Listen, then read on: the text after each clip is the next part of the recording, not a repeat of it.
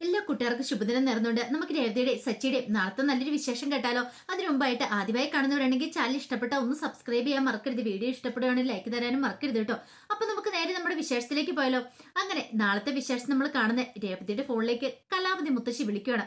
അങ്ങനെ മുത്തശ്ശി വിളിച്ച സമയത്ത് രേവതിക്ക് ഭയങ്കര സന്തോഷമായി. അച്ഛമ്മ ഇടയ്ക്കിടയ്ക്കൊക്കെ വിളിക്കാറുള്ളൂ, പക്ഷെ വിളിച്ചു കഴിയുമ്പോഴത്തേനും രേവതിയുടെ മനസ്സിന് ഒരു പോസിറ്റീവ് എനർജി കിട്ടും. മുത്തശ്ശിയോട് അല്പം സംസാരിച്ച് കഴിയുമ്പോൾ ഉള്ളിലെ വിഷമങ്ങളും വേദനകളും ഒക്കെ മുത്തശ്ശിയായിട്ട് ഷെയർ ചെയ്യാറുണ്ട്. അങ്ങനെ വിളിച്ചു കഴിഞ്ഞപ്പോഴത്തേനും രേവതി കോൾ എടുത്തിട്ട് ചോദിച്ചു, അല്ല എന്തൊക്കെയുണ്ട് അച്ഛമ്മ വിശേഷങ്ങളെന്ന് ചോദിക്കാം. സുഖമായിട്ടിരിക്കുന്നു മോളെ, അവിടെയോന്ന് ചോദിക്കണം. ഇവിടെ സുഖമെന്ന് പറയാണ്. പിന്നീട് ചോദിച്ചു, രവീന്ദ്രൻ എന്തെന്ന് ചോദിക്കാം. അച്ഛൻ ഇവിടെ ഉണ്ടെന്ന് പറയാണ്. കുഴപ്പമൊന്നും ഇല്ല അല്ലേന്ന് ചോദിക്കാം. അല്ല അത് പിന്നെ മുത്തശ്ശി എന്ന് പറയണം. എന്താ മോളെ എന്തെങ്കിലും പ്രശ്നമുണ്ടോന്ന് ചോദിക്കാം.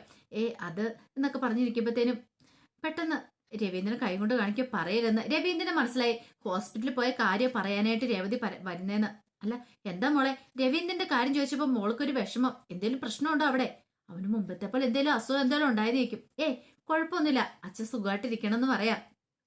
ഞാൻ ആകെപ്പാടെ ടെൻഷൻ അടിച്ചു പോയെന്ന് പറയണം. അവനെ അന്വേഷിച്ചെന്ന് പറയണം കേട്ടോ. ആ സമയത്താണ് സച്ചി അങ്ങോട്ടേക്ക് വരുന്നത്. സച്ചി ഒന്ന് ചോദിച്ചു, അല്ല ആരാന്ന് ചോദിക്കാണ്.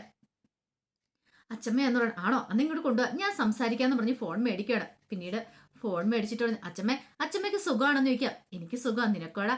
എനിക്ക് സുഖമൊക്കെയാ. പിന്നെ അച്ഛമ്മേ ഇവിടെ ഒരു വിശേഷം ഉണ്ടായെന്ന് പറയണ. എന്ത് വിശേഷം? ഒരു പ്രശ്നം ഉണ്ടെന്ന് പറയണ. പ്രശ്നമോ? എന്നിട്ട് അതിനെക്കുറിച്ചൊന്നും രേവതി പറഞ്ഞിട്ടില്ലല്ലോ. എന്താണ് കാര്യം എന്താന്ന് ചോദിക്കാം. അത് പിന്നെ അച്ഛനെ ഹോസ്പിറ്റലില്. ഹോസ്പിറ്റലോ? രവീന്ദ്രൻ ഹോസ്പിറ്റലാണോ? ആ സമയത്ത് രവീന്ദ്രൻ കൈ കൊണ്ട് കളിച്ചു. സച്ചി പറയില്ലെന്ന് പറയണം. അല്ല അച്ഛനെ ഹോസ്പിറ്റലിൽ കൊണ്ട് ചെക്കപ്പ് നടത്തിയ കാര്യങ്ങളൊക്കെ പറഞ്ഞ. എപ്പോഴാ ഒരു സമാധാനമായത്? മനുഷ്യന്റെ നെഞ്ചെടുപ്പ് കൂട്ടിയില്ലോടാ നീ. ഒരു നിമിഷത്തിൽ ഞാൻ ആകെപ്പാടം ഞെട്ടിപ്പോയത്. കലാവതി മുത്തശ്ശി പറയാണ്. കുഴപ്പമില്ല അച്ഛമ്മേ, ഞാൻ വെറുതെ അങ്ങോട്ട് പറഞ്ഞെന്നേ ഉള്ളൂ. പിന്നെ വേറെന്തൊക്കെയുണ്ട് വിശേഷങ്ങൾ? പിന്നെ ഒരു കാര്യമുണ്ട്, ഞാനത് പറയാൻ മറന്നുപോയി. രേവതിക്ക് ഞാൻ താലിമാല വാങ്ങിച്ചു കൊടുത്തെന്ന് പറയാം. അതെനിക്കറിയായിരുന്നു നീ മിടുക്കനാന്നുള്ള കാര്യം, നീ വാങ്ങിച്ചു കൊടുക്കുന്നുള്ള കാര്യം. ആൺകുട്ടികളാണ് ഇങ്ങനെ വേണം, അല്ലെങ്കിലും എന്റെ പേരക്കുട്ടി അങ്ങനെ മോശമായിട്ട് വഴിയൊന്നും ഇല്ലെന്ന് പറയാം. ഇത് കേട്ടപ്പോ സച്ചോട്, പിന്നെ അച്ഛമ്മ എന്നെ കുറിച്ച് എന്താ വിചാരിച്ചോണ്ടിരിക്കുന്നത്? അതെ, ഇതുപോലെ തന്നെ അവൾക്ക് ബാക്കി സ്വർണം കൂടെ അങ്ങോട്ട് വാങ്ങിച്ചു കൊടുക്കണമെന്ന് പറയാം. അച്ഛമ്മേ അതിൻ്റെ ഒരു സാവകാശമൊക്കെ വേണം, ഞാൻ വാങ്ങിച്ചു കൊടുക്കുന്നുണ്ടെന്ന് പറയാം. പിന്നീട് പറഞ്ഞു, അതെ നമ്മുടെ എല്ലാവരുടെയും കൂടെ ഒരു ഗ്രൂപ്പ് ഫോട്ടോ എടുത്തില്ലായിരുന്നു അവിടെ വെച്ച, അത് എനിക്കൊന്ന് അയച്ചു തരണമെന്ന് പറയണം. അതെന്തിനാ? അല്ല അതെനിക്കൊന്ന് ഇവിടെ നിന്ന് ഫ്രെയിം ചെയ്ത് വെക്കാനായിട്ടാ. കൊള്ളാലോ. അങ്ങനെയാണെങ്കിലേ വേറെ ഒന്ന് രണ്ട് ഫോട്ടോസും കൂടെ അയച്ചുതരാം. ഞാൻ രേവതിയുടെ കഴുത്തിൽ രണ്ടാമത് താലി ഇറത്തിയ ഫോട്ടോയുണ്ട്, അതും കൂടെ അച്ചമ്മയ്ക്ക് ഇട്ടുതരാന്ന് പറയാം. അതും കൂടെ എനിക്ക് അയച്ചതാട്ട്, അന്നെങ്കിൽ അതും കൂടെ ഞാനിവിടെ ഫ്രെയിം ചെയ്ത് വെക്കാം. നിന്റെ രേവതിയുടെ ഫോട്ടോസ് പോലും ഇവിടെ ഇല്ലെന്ന് പറയണം. ഇത് കേട്ടപ്പോ സച്ചി പറഞ്ഞു, എന്നാ ശരി ആയിക്കോട്ടെ എന്നൊക്കെ പറയണം. അങ്ങനെ ഫോൺ വിളിച്ച് വെച്ച് കഴിഞ്ഞപ്പോഴത്തേന് രവീന്ദ്രൻ പറഞ്ഞു, നീ എന്ത് വർത്താനാ സച്ചി പറയാൻ പോയെന്ന് ചോദിക്കുക. എന്താ? എടാ അച്ചമ്മയോട് നീ എനിക്ക് വയ്യാന്ന് പറഞ്ഞ് എന്തിനാന്ന് ചോദിക്കണം. ഞാൻ പറഞ്ഞില്ലല്ലോ, ഞാൻ തടഞ്ഞില്ലായിരുന്നു, നീ പറയില്ലായിരുന്നു ചോദിക്കാം. അത് പിന്നെ പെട്ടെന്നുള്ള ആ ഒരു ആവേശത്തിൽ അങ്ങോട്ട് പറയാൻ പോയതാന്ന് പറയാം. എടാ പാവം വയസ്സും പ്രായമായിട്ടിരിക്കുന്ന, അതെങ്കിലും അവിടെ മനസ്സമാധാനത്തോടെ ഇരുന്നോട്ടെ, നീ എന്തിനാ അതിന്റെ മനസ്സിനെ ടെൻഷൻ അടിപ്പിക്കണം എന്ന് ചോദിക്കാം. അച്ഛാ അങ്ങനെ ടെൻഷൻ അടിപ്പിക്കണം എന്ന് കരുതിയിട്ടല്ല ഞാൻ പറയാനായിട്ട് വന്നേ, പക്ഷേങ്കില് പെട്ടെന്ന് അതിനെക്കുറിച്ചൊന്നും ചിന്തിച്ചിട്ടില്ല എന്ന് പറയാം. നമ്മൾ ഒരു കാര്യം പറയണതിന് മുമ്പ് ചിന്തിക്കണം സച്ചി, 100 വട്ടം ആലോചിച്ചിട്ട് വേണം പറയാനായിട്ട്. നിന്നോട് പലവട്ടം ഞാനിത് പറഞ്ഞിട്ടില്ലേന്ന് ചോദിക്കും. ശരിയാ. പിന്നീട് ചോദിച്ചു, അല്ല അച്ഛമ്മ എന്താ പറഞ്ഞേ? ഫോട്ടോസൊക്കെ അയച്ചു കൊടുക്കണോന്ന് പറഞ്ഞു, അച്ഛമ്മയ്ക്ക് ഫ്രെയിം ചെയ്ത് വെക്കാനെന്ന്. അതെ അച്ഛ, നമുക്ക് ഇവിടെ ഒരു ഫോട്ടോ ഫ്രെയിം ചെയ്ത് വെക്കണ്ടേ നിൽക്കും. ആരുടെ? അല്ല നമ്മുടെ എല്ലാവരുടെയും ഗ്രൂപ്പ് ഫോട്ടോ നമ്മൾ നാട്ടിൽ പോയപ്പോൾ അച്ഛമ്മയോടൊപ്പം നിൽക്കുന്നത്, അതിനകത്ത് എല്ലാവരും ഉണ്ടല്ലോ എന്ന് പറയണം. ഇത് കേട്ടോണ്ടാണ് ചന്ദ്രമതി അങ്ങോട്ടേക്ക് വരുന്നത്. ചന്ദ്രമതി പറഞ്ഞു, പിന്നെ ഫ്രെയിം ചെയ്ത് വെച്ചാലും മതി, ഭയങ്കര ക്ഷേമമായിപ്പോയി, അതും കൂടെ ഭിത്തിയെ തൂക്കേണ്ട താമസം. ഇത് കേട്ടപ്പോ സച്ചി പറഞ്ഞു, ആ ഫോട്ടോയ്ക്ക് എന്താ കുഴപ്പം? പിന്നെ ഒരു കുഴപ്പമില്ല, ഭയങ്കര ഭംഗിയല്ലേ അത് കാണാനായിട്ട്. അതെ നിനക്ക് പിടിക്കില്ലെന്ന് എനിക്കറിയാൻ ചന്ദ്രയെന്ന് പറയാണ് രവീന്ദ്രൻ. ഇത് കേട്ടപ്പോ സച്ചി പറഞ്ഞു, അമ്മയ്ക്ക് പിടിക്കാത്ത വേറൊന്നും കൊണ്ടല്ല, കാരണമൊക്കെ എനിക്കറിയാന്ന് പറയാം. എന്ത് കാരണം? അത് ഞാനും രേവതി ആ ഫോട്ടോയ്ക്കകത്ത് ഉള്ളതുകൊണ്ടല്ലേ. ഇപ്പൊ ഞങ്ങൾ രണ്ടും ഇല്ലായിരുന്നെങ്കിൽ അമ്മയ്ക്ക് ഭയങ്കര സന്തോഷമായിരുന്നു, അമ്മ ഈ ഫിറ്റ് നിറച്ചു ആ ഫോട്ടോ തൂക്കിയിട്ടാനെന്ന് പറയാം. പിന്നെ അതുകൊണ്ടൊന്നും അല്ലാന്ന് പറയാം. വേണ്ട വേണ്ട, വെറുതെ കള്ളത്തരം പറയണ്ട അമ്മയെന്ന് പറയണം.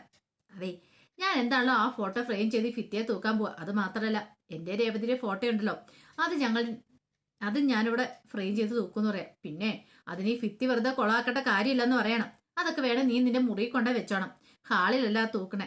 ഹാളിൽ വെച്ചാൽ എന്താ കുഴപ്പമിരിക്കണേ, ബാക്കി എല്ലാവരുടെ ഹാളിലുണ്ടല്ലോ, പിന്നെ ഞങ്ങളുടെ മാത്രം എന്താ? ഇത് കേട്ടപ്പോ രവീന്ദ്രൻ പറഞ്ഞു, നീ കൊണ്ടേ തൂക്കിക്കോടാ മോനെ.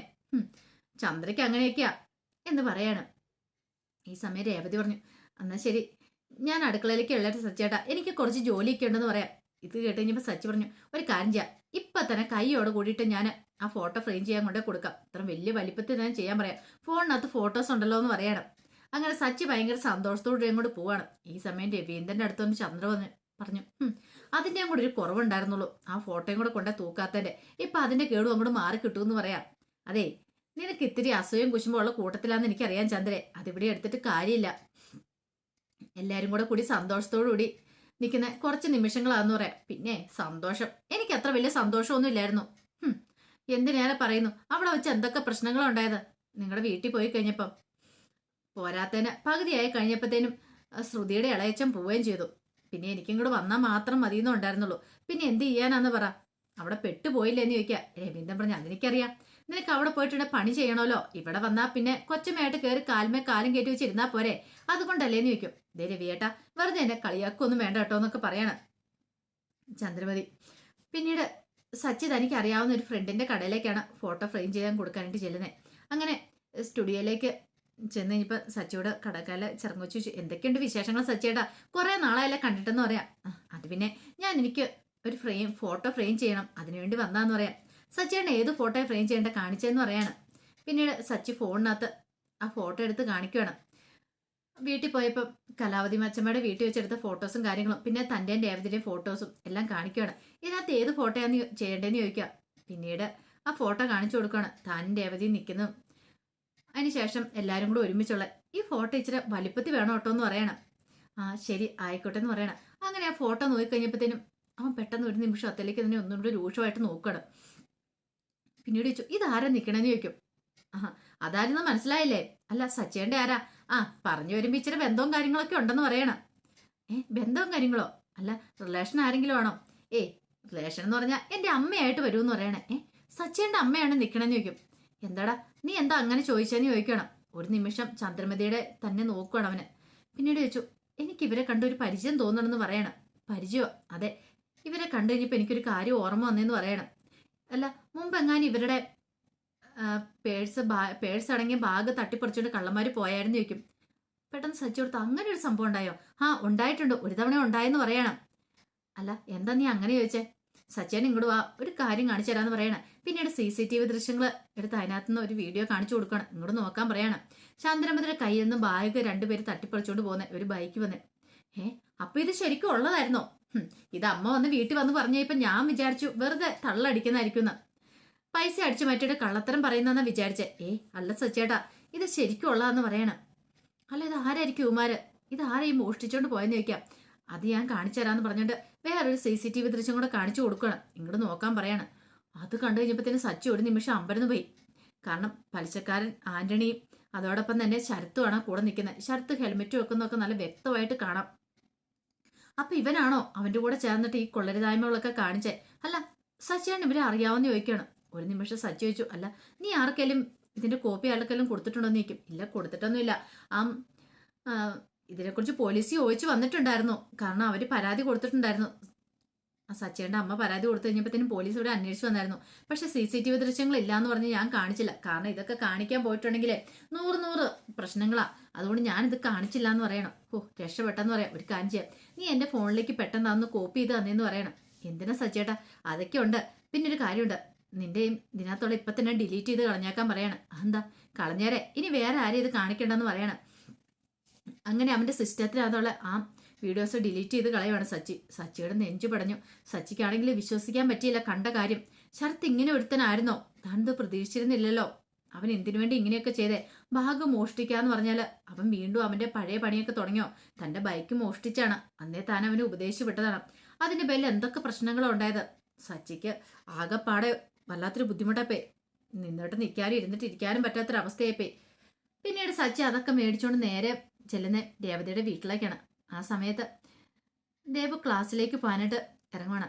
അപ്പം ലക്ഷ്മിയൻ പറഞ്ഞു, മോളെ ഒരു കാര്യം, നിനക്ക് എക്സാം അല്ലേ, നീ ഇനി കടയിലേക്ക് വരണ്ടെന്ന് പറയാം. അതൊന്നും കുഴപ്പമില്ലമ്മേ, എനിക്ക് പ്രശ്നമൊന്നുമില്ല, ഞാൻ പഠിക്കാനുള്ള കാര്യങ്ങളൊക്കെ പഠിച്ചിട്ടുണ്ടെന്ന് പറയണം.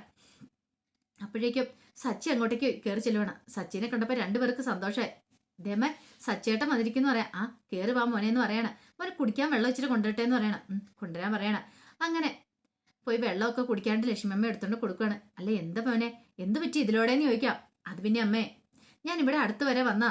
ആ എന്താ, ഞാൻ ആ സ്റ്റുഡിയോയിൽ വന്നാ ഒരു ഫോട്ടോ ഫ്രെയിം ചെയ്യാൻ കൊടുക്കാനായിട്ടാ. ആഹാ കൊള്ളാലോ, സച്ചേട്ടന്റെ രേവതേച്ചിയും കല്യാണ ഫോട്ടോ ആണെന്ന് ചോദിക്കും. അതുകൊണ്ടെന്ന്. അതെ, അതിന്റെ ഒരു കോപ്പി ഞങ്ങൾക്കും തരണം കേട്ടോ എന്ന് പറയണ. ഇവിടെ സച്ചേട്ടന്റെ രേവതേച്ചിയുടെ ഫോട്ടോ ഇല്ല, കല്യാണ ഫോട്ടോ ഞങ്ങൾക്ക് ഇവിടെ ഫ്രെയിം ചെയ്ത് വെക്കാനാന്ന് പറയണ. സച്ചി പറഞ്ഞു അതിനെന്താ തരാലോ എന്നൊക്കെ പറയണം. പിന്നെ ചോദിച്ചു വേറെ ഇത് ഫോട്ടോയാ. അല്ല ഞങ്ങളന്ന് വീട്ടിൽ പോയപ്പോ എടുത്ത, അച്ഛമ്മയുടെ വീട്ടിൽ പോയപ്പോ. ഓ ആ ഫോട്ടോ ആയിരിക്കും അല്ലേന്ന് ചോദിക്കണം. പിന്നീട് ലക്ഷ്മിയമ്മ ചോദിച്ചു എന്തൊക്കെയുണ്ട് മോനെ വിശേഷങ്ങൾ, രേവതി എന്തെടുക്കുന്നു. സുഖമായിട്ടിരിക്കണം എന്ന് പറയാണ്.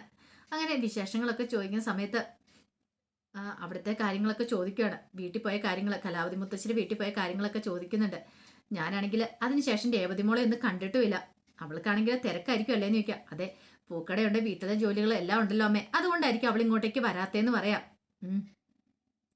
സാരമില്ല, അവൾക്ക് എന്താണെങ്കിലും നല്ലതാ ജീവിതമല്ലേ കിട്ടിയിരിക്കുന്നത്, അതുകൊണ്ട് എനിക്ക് കുഴപ്പമൊന്നുമില്ല. മോനെ പോലെ ഒരു നല്ല പയ്യനെ കിട്ടിയതാ അവളുടെ ജീവിതത്തിൽ ഏറ്റവും വലിയ സന്തോഷം എന്ന് പറയാം. ഞാൻ എപ്പോഴും ദൈവത്തോട് പോയി പ്രാർത്ഥിക്കാറുണ്ട് അവൾക്ക് ഇത്ര നല്ലൊരു ജീവിതം കൊടുത്തേന്. അത് മാത്രമല്ല ഇപ്പൊ കൃഷ്ണേട്ടൻ ഉണ്ടായിരുന്നെങ്കിൽ എത്രമാത്രം സന്തോഷിച്ചേനെന്നറിയാവോ. നിങ്ങൾ രണ്ടുപേരും നല്ലൊരു ജീവിതം നയിക്കുന്ന കാണുമ്പോൾ അദ്ദേഹത്തിന് സന്തോഷമായിരുന്നു. അദ്ദേഹത്തിന്റെ ഏറ്റവും വലിയ ആഗ്രഹമായിരുന്നു രേവതി മോൾക്ക് നല്ലൊരു ജീവിതം കിട്ടണം എന്നുള്ളത്. അവസാനം ആ ജീവിതം കിട്ടിക്കഴിഞ്ഞപ്പോൾ അത് കാണാനുള്ള ഒരായുസ് ദൈവം അദ്ദേഹത്തിന് നീട്ടി കൊടുത്തില്ലെന്ന് പറയാണ്. അങ്ങനെ സങ്കടപ്പെട്ട് കഴിഞ്ഞപ്പോൾ തന്നെ സച്ചു പറഞ്ഞു അമ്മ എന്തിനാ വിഷമിക്കണമെന്ന് ചോദിക്കാം. ഇത് കേട്ടതും ദേവ് പറഞ്ഞു അമ്മ ഇടയ്ക്ക് ഇങ്ങനെയാ, അമ്മ ഇങ്ങനെ ഇടയ്ക്ക് ഓരോ കാര്യങ്ങൾ പറഞ്ഞ് വിഷമിക്കും. സച്ചേട്ടനെ കുറിച്ച് പറയുമ്പോൾ 100 നാക്ക് അമ്മയ്ക്കെന്ന് പറയണം. എല്ലാവരും നല്ലത് മാത്രമേ പറയണേ. സച്ചേട്ടൻ നല്ലവനാ, നല്ല മരുമോനെ കിട്ടിയെന്നൊക്കെ എപ്പോഴും പുകഴ്ത്താറൊക്കെ ഉണ്ടെന്ന് പറയണം. ഇത് കേട്ട് സച്ചേട്ടൻ അങ്ങോട്ട് പൊങ്ങൊന്നും വേണ്ട കേട്ടോ എന്ന് പറയണം. ഇത് കേട്ട സച്ചി പറഞ്ഞു അങ്ങനെയൊന്നും ഇല്ലാന്ന് പറയണം. സച്ചിക്കാണെങ്കിൽ എന്ത് ചെയ്യണമെന്ന് അറിയത്തില്ല. ശരത്തിനെ കുറിച്ച് അന്വേഷിക്കാനായിട്ടാണ് വന്നേ, അവനെ കുറിച്ച് പറയണമെന്നൊക്കെ ഉണ്ടായിരുന്നു. പക്ഷെ ഇവരുടെ സന്തോഷം കണ്ടു കഴിഞ്ഞപ്പോഴത്തേനും വേണ്ടാന്ന് തോന്നി. വെറുതെ എന്തിനാ പാവങ്ങളുടെ സന്തോഷം തല്ലിക്കെടുത്തുന്നേ. പിന്നീട് ലക്ഷ്മിയമ്മ പറഞ്ഞു മുമ്പൊക്കെയെന്ന് പറഞ്ഞാൽ ശരത്തിനെ കുറിച്ച് എനിക്ക് നല്ല അഭിപ്രായമൊന്നും ഇല്ലായിരുന്നു. കാരണം എനിക്ക് വല്ലാത്ത ടെൻഷനായിരുന്നു അവനെ കുറിച്ച് ഓർത്തിട്ട്. പക്ഷെ ഇപ്പോഴങ്ങനെയൊന്നും ഇല്ല കേട്ടോ, അവൻ പാർട്ട് ടൈം ഒരു ജോലിക്കൊക്കെ പോകുന്നുണ്ട്, അതുകൊണ്ട് നല്ല സന്തോഷമുണ്ട് എന്നൊക്കെ പറയുക. ദൈവമേ ഇനി എന്താ ചെയ്യണ്ടേ, എന്ത് ചെയ്യണമെന്ന് അറിയത്തില്ലാത്തൊരവസ്ഥയെ സച്ചി വയ്ക്കുക. പെട്ടെന്ന് സച്ചി ചോദിച്ചു അല്ല ശരത്ത് എന്ത് ചെയ്യാന്ന് ചോദിക്കണം. അവൻ ക്ലാസ്സിലേക്ക് പോയെന്ന് പറയാം.